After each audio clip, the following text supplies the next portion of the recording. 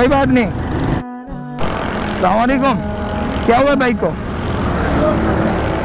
آپ دھکا لگا رہے ہیں؟ دھکا لگا رہے ہیں آپ؟ واہ یار, آپ خود رکشے پہ ہو, دھکا لگا رہے ہو. بات سنو, بات سنو, سائڈ پہ کرو بھائی. آپ جاؤ جاؤ, آپ سائڈ پہ. میں نا پیٹرول اپنے ساتھ رکھتا ہوں, جو بھائی مشکل میں مل جائے نا اس کی ہیلپ کر دیتا ہوں.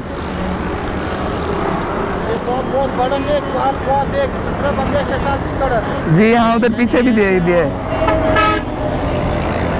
یہ لے لیں.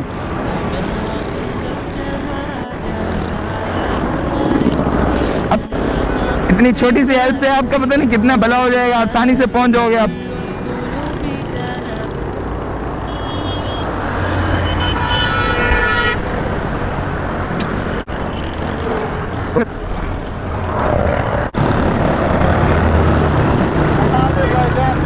کوئی بات نہیں.